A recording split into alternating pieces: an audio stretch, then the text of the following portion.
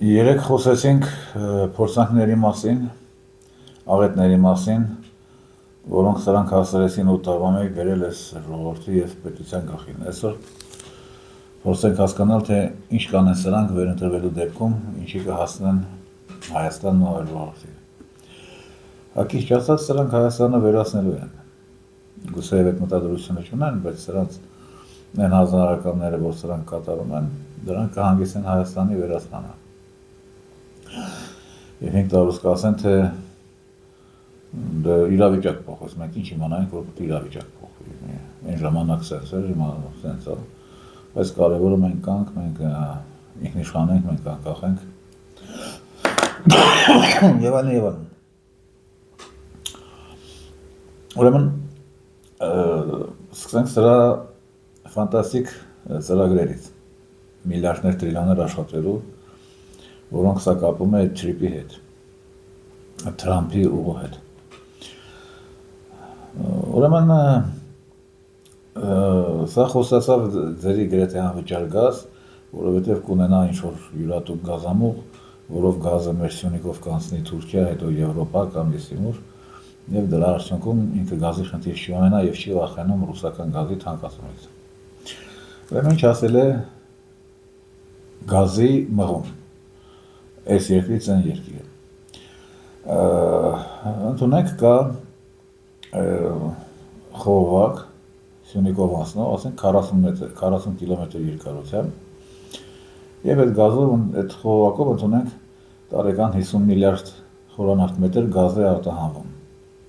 Ադրբեջանից, Հայաստանով, Թուրքիա և հետո ամենուր։ Նախ 50 միլիարդ խորանարդ մետր գազ Ադրբեջանը չի էլ արտադրում, որ այդքան էլ արտահանի, բայց դե եկեք խոսենք շատ բարձր թվերով, որ հասկանանք սրա տրիլիոնների գենեզիսը։ Ուրեմն գազի մղումը միջազգային ֆիքսված գին չունի, դա կախված է կոնկրետ տարածաշրջանից, կոնկրետ պետությունների կարգավորող մարմիններից։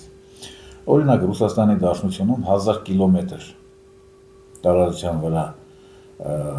1000 խորանարդ մետրի մղումը արժի 30-ից 50 ռուբլի։ 30-ից 50 ռուբլի։ Դե պատկերացրեք դա ինչ գումար է, եթե նկատի ունենանք, որ $1 այսօր 75 թե 80 ռուբլու կողմերն է։ Ժամանակին բանդերականները ռուսներից փորձում էին $10 կորզել 1000 խորանարդի համար, 1000 կիլոմետր մղելու։ Չգիտեմ դա ոնց վերջացավ, բայց եկեք նշանակենք $50։ Ընդունենք Փաշինյան Նիկոլը պետք է իր տրանզիտի համար այդ ֆանտաստիկ գինը ստանա $50 1000 կիլոմետրի 1000 խորանարդ մետրի համար։ Դա ընդունենք, որ նաև ինչ երկնային ուժերի շնորհիվ Ադրբեջանը 50 միլիարդ խորանարդ մետր գազա Հայաստանով տեղափոխում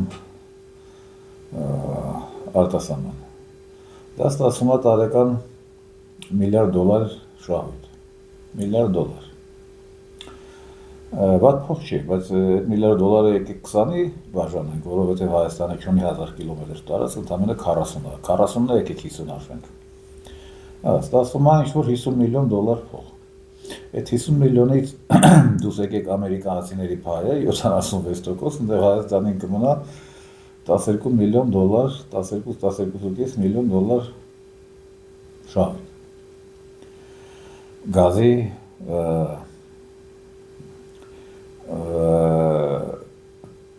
տրանզիտի համար։ Հիմա այդ $12 միլիոն սա ոնց է խոստանում ժողովրդին գրեթե ֆանտաստիկ գներ գազի շատ զգալի էժանություն եւ արդեն դժվար է պատկերացնել սրան լսողներին պետք է ասնել։ Լավ, ընդունենք մի հատ էլ նավթամուղ կառուցեցին այդ Սյունիքով Նախիջևան հետո Թուրքիա։ Ընդունենք մի 12.5 միլիոն դոլար է Հայաստանը շահեց այդ նավթամուղից։ Եղավ 25 միլիոն։ Ընդունենք մի 50 միլիոն է Հայաստանը տարեկան ստանա Չնայած իրականում ավելի քիչ մյուս բեռների երկաթգծային փոխադրումների համար։ Դա էլ եղավ 70-75 միլիոն։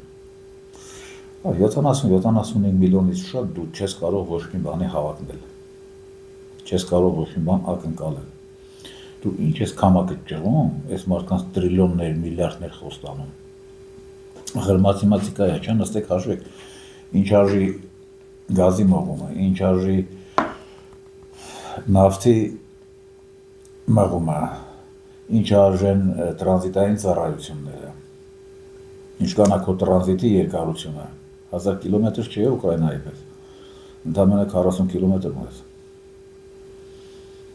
Եվ այդ թվերը գումարեք իրար, կստանաք շատ տխուր մի թիվ,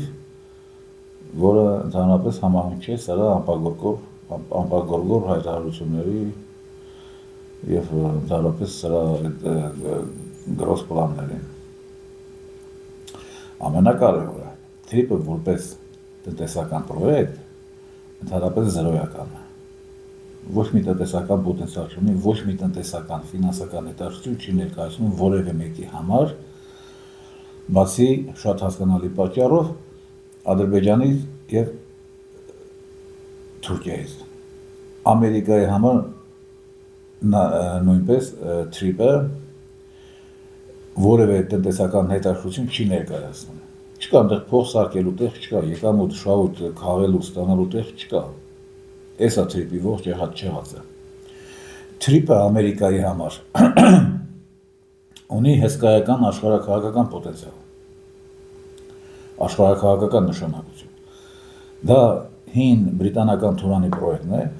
որը Թրամփը փաստացի խելեց բրիտանացիներից և մի իրքավորությամբ իրագործում է բրիտանական պրոյեկտ, որի միակ չասենք գլխավոր նպատակը դա Ռուսաստանի և Չինաստանի քայքայումն է այդ Թուրանի միջոցով։ Եվ դրա դիմաց ամերիկացիք պատրաստ են լուրջ փողեր ծախսել, չակնկալելով որևէ շահույթ։ Եվ դա անում են, այսինքն մտադիր են դա անեն։ Ինչ կստացվի, դեռ չենք կարող ասել։ Նորից կրկնեմ, Ադրբեջանից և Թուրքիայից բացի ոչ ոք չունի որևէ տնտեսական, նյութական հետաքրքրություն, որովհետև այդպիսին է չկա TRIP-ում։ TRIP-ում կա հսկայական աշխարհաքաղաքական բաղադրիչ, աշխարհաքաղաքական հետաքրքրությունների հսկայական պոտենցիալ, որով ամերիկացիները մտադիր են օգտվել։ Հետո TRIP-ի մյուս վտանգի մասին, որը այսօր անտեսվում է չի խոսում, Իրանի դիրքորոշումը։ Օրինակ, ոնց եք պատկերացնում, կամ մարդիկ որ կամ պետք է ոչխար լինեն, կամ անուղեղ, կամ գրանտակեր ասեն, գրանտակերը մտածելու ունակությունից դուր կա, չէ, նրան արգելված է մտածել, նրան արտոնված է միայն կատարել հրահանգները։ Որքան մարդ էջ կամ գրանտակեր լինի, որ մտածի, որ պարզվեց Իրանը կհանդուրժի այդ TRIP-ի գոյությունը, Իրանը կհանդուրժի ամերիկյան զինուր, այսինքն այդ 1000 հոգանոց այդ մասնավոր ռազմական բանակը, որը ամենևին էլ մասնավոր չի լինի, դա կլինի ՍՀՌՈ-ի սպեցնազը, իր սահմաններին։ Ոնց կհանդուրժի Իրանը այն դեպքում, երբ այն մարդիկ հայտարարել են, որ չեն հանդուրժի որևէ ամերիկյան ռազմաբազա իրենց տարածաշրջանում, Պարսից ծոցում և ասում են ռադարից քաշեք գնացեք։ Բահրեյնի բազան քարի վրա չեն թողել, ամերիկյան այդ 5-րդ նավատորմի շտաբը այսօր չկա, չի գործում, հյուրանոցներում են ապրում, աշխարհում չի եղել այսպես բան, որ ռազմաբազան արտերկրում ապրի հյուրանոցներում, քարի վրա չեն թողել։ Եվ ասում են, և բացատրում են տարածաշրջանի մյուս երկրներին, որ ամերիկացիք չարիք են, պետք է ռադանենք, որ մենք խաղաղ ապրենք, և Իրանը դա անում է։ Հիմա այդքան բաննանողը ոնց կհանդուրժի ամերիկյան 1000 հոգանոց զինված ջոկատ, որակյալ ջոկատ, իր սահմանից մի քանի 100 մետր հեռավորության վրա։ Ենթադրենք հանդուրժեց, դա էլ հանդուրժեց։ Ոնց եք պատկերացնում, ոնց կպայի այդ ամերիկյան այդ զինված խումբը Իրանի սահմանում դիվերսիաներ կանի, թե ոչ, իհարկե կանի, հնարավոր պատերազմների կմասնակցի Հայաստանի տարածքից, թե ոչ, իհարկե կմասնակցի, եւ ինչ կմնա այդ դեպքում Սյունիքից։ Ելմա տեսեք Կատարում, Քուվեյթում, Սաուդյան Արաբիայում, Էմիրություններում ինչ արեցին պարսիկները։ Հերն անեցին դրանց։ Ում պիտի պատասխան տա Իրանը, եթե Սյունիքից որևէ ինչ-որ զինված ակցիա կատարվի Իրանի դեմ, իհարկե Սյունիքի տարածքին կպատասխանեն։ Իսկ ինչ կանեն այդ դեպքում Սյունիքի բնակիչները, իհարկե պիտի թողնեն քոչեն։ Ահա քեզ Սյունիքի հայաթափման հիանալի ծրագիր։ Եվ ես համոզված եմ, որ Սյունիքի հայաթափումը թրիպով, ես չեմ ասում թրիպի նպատակներից մեկն է, բայց որպես օժանդակ հետևակ դա նկատի առնված է եւ ողջունվում է։ Հա, ձեռեթե հայերին կհայաթափենք, Սյունիքի կհայաթափեն ինչքան վատ է։ Ինչ տեղի կունենա Սյունիքի հայաթափումից հետո։ Այդ 300 000 ադրբեջանցի կգան մեր սյունեցիների տները վեր կգնան ու կապեն։ Հետո պիտի դրանց ընդդեմ անեն։ Ահա թե ինչ է նշանակում սրա թրիպը իրականում, նորից կրկնեմ, ամփոփեմ, թրիպը որևէ տնտեսական էֆեկտ չունի աշխարհի որևէ երկրի համար, բացի Ադրբեջանից։ Թրիպի փոխարեն այնքան լավ ուղիներ կան արդեն գործող կամ կիսատ գործող այս տարածաշրջանում, որ էլ դուսուս, օրինակ Վրաստանի տարածքը, որի առավելությունն այն է, որ Միջին Ասիայից, Կենտրոնական Ասիայից, Ադրբեջանով Վրաստան, հետո Սևծովն էլ է կողքը, Սևծովից է կօգտվել, ոչ թե մենակ Թուրքիայով։ Ճիշտ է, մի քիչ երկար է, 200 կիլոմետր, թե ինչքան կարող է երկար լինի, կամ թեկուզ 300-400 կիլոմետր, բայց դրա տնտեսական պոտենցիալը լրիվ այլ է, չէ՞։ Բայց ես մարդիկ տնտեսական շատ չեն հետապնդում, կոնկրետ ամերիկացիք։ Ես մարդկանց դառնու ցավը աշխարհաքաղաքականությունն է։ Թուրանն է, իսկ Թուրանը ամենևին էլ տնտեսական պրոյեկտ չի կարող համարվել։ Մեկ այլ աղետ, որը թրիպը կբերի հայ ժողովրդի գլխին։ Փաշինյան Նիկոլն արդեն ասել է, որ մենք շատ երկար բռնային մտածել ենք ապագա ատոմակայանի մասին եւ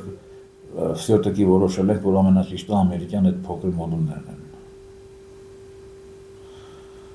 Նախ ինքը երկար գծել, բռնել, մտածելու իրավունք չունի։ Իրապես չմոյնացել են, դա թողա։ Քո ատոմային էներգետիկան Ռուսաստանի հետ կապված մոռանում ես, Ռուսաստանից համագործակցում ես, քո եղած գործող ատոմակայանը փակում ես, դրա փոխարեն մենք ես տալիս ենք փոքր մոդուլ, դրանով յոլա կգնաս։ Հիմա ինչով է դա վտանգավոր այդ փոքր մոդուլը։ Նախ դա աշխարհում դեռ գոյություն չունեցող բան է,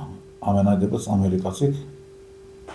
չունեն, դենց բան չեն արել, հայերի վրա կփորձարկեն։ Սա արդեն վտանգավոր է։ Երկրորդը, դա շատ թանկ է։ Նախագահ Քոչարյանն ասեց, որ դրա կիլովատժամն արժի հա $15,000, այնինչ չինական անալոգը $3,000, ռուսականը 2.5 թե հակառակը, ասենք 5 անգամ թանկ հաճույքի դա։ Այդ փոքր մոդուլները սովորաբար տեղադրում են այնպես տեղերում, որտեղ բնակչությունը քիչ է, բայց հսկայական էներգիայի կարիք է զգացում։ Օրինակ դա կարելի է տեղադրել, ասենք Նորիսկում, որտեղ հսկայական կոմբինատ կա։ Այդ Նորիս նիկելը, որը աշխարհի նիկելի եւ տիտանի 25% է տալիս։ Այդ փոքր քաղաքի համար կարելի է տեսնել մի հատ մոդուլ ունենալ։ Բայց ոչ Հայաստանի համար, այն Հայաստանի, որն արդեն ունի իր ատոմային էներգետիկա։ Բայց ինչ այլ նպատակ են հետապնդում արևմուտքում։ Ուրեմն սրանք մտադիր են այս տիպի շրջանակներում կառուցել մի քանի խոշոր ձեռնարկություն արհեստական ինտելեկտի։ Անգամ կարծեմ արդեն պայմանագիր թե հուշագիր է ստորագրված, որ Հայաստանի դատա կենտրոնը, data center են ասում, տվյալների բազան ողջ Հայաստանի հայ ժողովրդի արտապատվիրակել են Միացյալ Նահանգներին։ Այսինքն մեր ոտքի չափերից բռնած մինչև Հայաստանի ամեն ինչը, արդեն ամերիկացիք այդ տեղեկատվություններին կտնօրեն են։ Դա պահանջում է ահավոր մեծ ծավալի էլեկտրաէներգիա։ Ուրեմն, կամ անսպար սառը հովացնելու համար, զուտ հովացնելու համար, որովհետև այդ հսկայական այդ բաները, որ սկսեցին աշխատել այդ համակարգիչները, դրանց շատ հզոր հովացում է պետք, որը կարելի ապահովել միայն կոնդիցիոներներով, շատ հզոր, որոնք խելքից դուրս էլեկտրաէներգիա կվատնեն, կամ ջրով։ Դե ամերիկացիք Սևան ունեն Հայաստանում, կամ Սևանի ջուրը կբացեն, Սևանը կդատարկեն, ասենք, մի 50 տարվա մեջ, հանուն իրենց այդ հարստական ինտելեկտի ձեռնարկությունների, Սևանը հերնյանիզած, սրտներին դարձ չլինի, քանի որ իրանցը չի, դե մի Հայաստանն հեռու է։ Կամ այդ մոդուլը կբերեն, եւ այդ մոդուլով կապահովեն իրենց այդ հարստական ինտելեկտի ձեռնարկությունների անվտանգ աշխատանքը։ Իսկ եթե հանկարծ այդ մոդուլը իրան չարտարացրեց, ինչ-որ մի աղետ եղավ մի չկային, ինչ-որ մի Չեռնոբիլի պես մի բան, դե հիմա Հայաստանը 10,000 կիլոմետր հեռու է։ Հայաստանում, որ ինչ է լինի, ամերիկացիք չէ, դուրի երկրորդն էլ հիմա դե ասում եմ գեղեցիկ բնություն է Հայաստանը։ Թրամփը կառաջարկի հայերին քշեցտեղից տարեք ուրիշտեղ թող ապրեն։ Մի 50 տարի եկանցի մենք կգանք Ռիվերա կդարձնենք այս տարածքը, ոնց որ մտադիր է գազարեմ անել, փող կսարքենք կազինո, հոթել, մոթել, բորդել, այսինքն ամերիկացիք էլ ինչով պիտի զբաղվեն։ Հիմա այսպիսի իրականություն ունենալով աչքի տակ, որը ցանկացած նորմալ, չեմ ասում շատ գրագի է, բայց կարդալ կարողացող մարդը կարող է ընթերցել, ինքնուրույն ուսումնասիրել, հասկանալ, թվերը մեկը մյուսին գումարել, կարծիք կազմել, այս հայտարարական անձնավորությունը ներկայացնում է որպես եսի մի տիեզերական եսի ինչ հզորության ռեֆորմներ, որ Լիկուայում Սինգապուրում անգամ չի արել sense բաներ։ Մի տիեզերական մասշտաբի բանը, բարգավաճում է բանանում, խոստանում։ Էժան գազ կամ ջրի գազ, դա եսի ինչ միլիոն, միլիարդ, տրիլիոններից է խոսում դեգեներատ չման։ Տրիլիոններից, դուք պատկերացնում եք նոր հաշվեցինք, չէ՞։ Հայաստանի տրանզիտն իշքան է 40 կիլոմետր, 50 հաշվենք Փաշինյան, Նիկոլ Էխատեր, ինչ արժի գազի մղումը աշխարհում։ Ամենաֆանտաստիկ գինն ենք հաշվել։ $50 1000 կիլոմետրին 1000 խորանարդ մետրը։ 12 միլիոն փող բռնեց տարեկան։ Մենել են ֆանտաստիկ դեպքում, էր Ադրբեջանը կարողանա 50 միլիարդ խորանարդ մետր գազ արտահանել տարեկան։ Լավ դժվար է պատկերացնել սրա նախընտրական ծրագրերի, խոսույթների, ճառերի, գաղափարների վտանգավորության աստիճանը։ Ախր սրա ամեն մի կետը սրա ծրագրի, դա աղետ է, տիեզերական աղետ է հայ ժողովրդի համար։ Լինի դա թրիպը իր բոլոր հետևանքներով, լինի դա ամերիկյան մոդուլը իր բոլոր կատաստրոֆիկ վտանգավոր պոտենցիալով,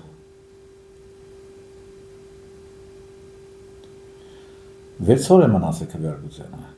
լավ կլինի ընդդիմության Կարապետյանի, Քոչարյանի, Երևելի դեմքերը թող սենց հարցադրումներ առաջադրեն սրանց։ Ասեն լավ պատասխանեք այդ ձերի գազ դու ոնց ես ունենալու այդ տղա։ Ոնց ես դու ունենալու ձերի գազ կամ էժան գազ։ Լավ, ենթադրենք այս ամեն ինչն է տեղի ունեցավ այդ 40 կիլոմետր 40 կիլոմետրանոց խողովակ է անցնում քո տարածքով։ Ադրբեջանից Նախիջևան, Սյունիքով անցնում է։ Լավ այդ գազը Երևանի բնակարաններ ոնց է հասցնելու։ լենական կամ կիրովական ոնց ես հասնում, ասեն քեզ պետք է գազատրանսպորտային համակարգ, չէ՞, ստորգետնյա, որ դու այդ գազը հասցնես յուրաքանչյուր հայի տունը, յուրաքանչյուր հայ ձեռնարկություն։ Դու այդ համակարգը պետք է կառուցես, հա։ Հինը քոնը չէ, դա Գազպրոմինն է, Գազպրոմն է կառուցել 90-ականներից ի վեր։ Հայաստանը շատ քիչ էր գազաֆիկացված սովետական դարաշրջանում։ Գազպրոմը Հայաստանը դարձրեց արդի աշխարհի ամենագազաֆիկացված երկիրը։ Արդեն շատ հետո։ Պետք է խելես Գազպրոմի ձեռքից այդ գազատրանսպորտային համակարգը։ Կարող է բան է կարող, Գազպրոմին, հա, իր Միլերով, իր Վլադիմիր Պուտինով դրել եք Կարապետյանի տեղը կամ Սարոջյան Գագոյի տեղը, որ էլցած խլեք ձեռքից, ինչ-որ Արարատ ցեմենտ խլեք։ Լավ, սրանց զիանները լրիվ է տալ է։ Ախր պարադոքսն այն է, որ սրանց զիանը չի տալ է։ Բայց շատ շուտով կտանի յանը նրանց, ով սրան լսում է,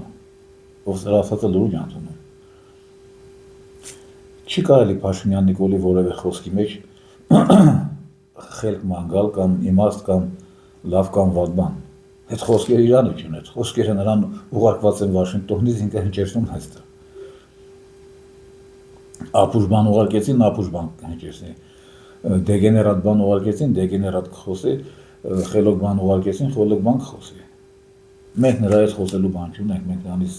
հայերեն ասած սպրոս չունենք մենք դրանից։ Բայց լավ մտածեք, թե ինչ են բերում ամերիկացիք սրա ձեռքով ձեր գլխին, չէ՞։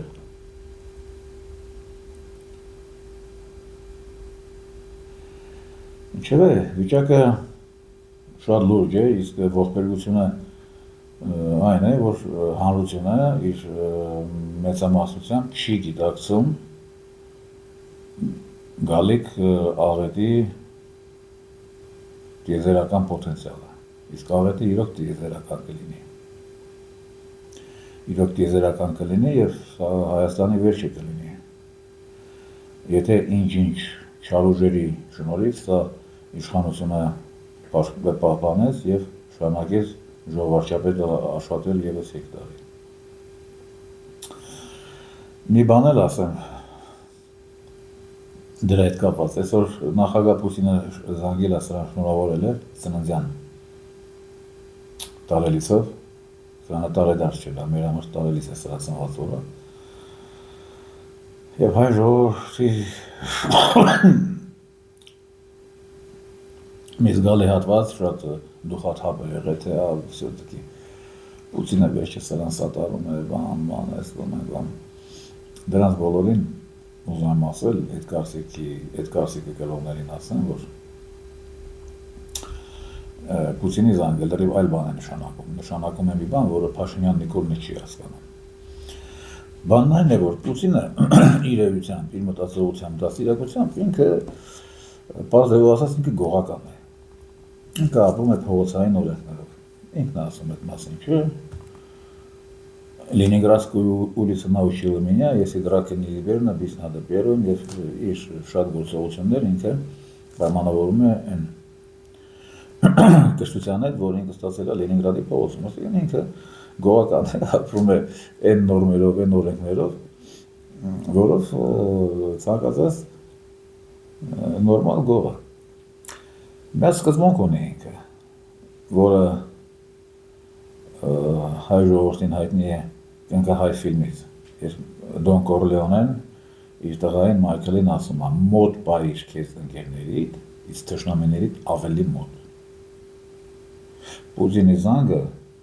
այսօր սրան և Ղազախստանի այցը, որ Տոկաևին գրեթե եղբայրացավ, և Ալիևի կնգա շնորհավորանքը, որ էլի զանգի շնորհավորել էր Մեղրիբանի ծնունդը, դա այդ օպերայից է։ Թշնամիներին ավելի մոտ է պահում իրեն կան բարեկամներին։ Փաշինյան Նիկոլը դե խելք ունենա, շատ կտխեր է զանգից, կասեր թե լավ է Վլադիմիր Վլադիմիրիչի ես ինչ պիտի բերի իմ գլխի, որ իմ ծննդյան օրին, իմ ծննդյան օրով ինձ զանգում է, իմ նման չմոյին շնորհավորում է։ Ես մոտավորապես գիտեմ, ինչ կբերի Վլադիմիր Վլադիմիչը դրա դատար գլխին, դրա գերդաստանի գլխին, ընդհանրապես հայ գրանտակիրների գլխին ինչ կբերի։ Շատ շուտով մենք դա կսկսենք տեսնել։ Մինչև ամսի 8-ը քիչ ժամանակ մնաց, 8-ի առավոտյան արդեն նահանգին բանկը նշմարվի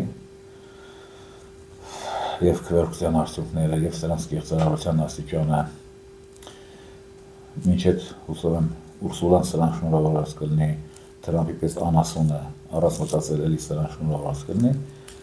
մենք էլ կնստենք կհետևենք իրադարձությունների զարգացմանը, ուրեմն մի տխրեք Պուտինի զանգով ստելան, ընդհակառակ ուրախացեք, լավ ընկերոջը Պուտինը կարող է չզանգեր, իսկական ընկերոջը, կամ կարող է զանգեր, այդ մասին չհրապարակվեր, սենց չմոներին, ինքը զանգում է և աշխարհն իմանում է այդ մասին, այդ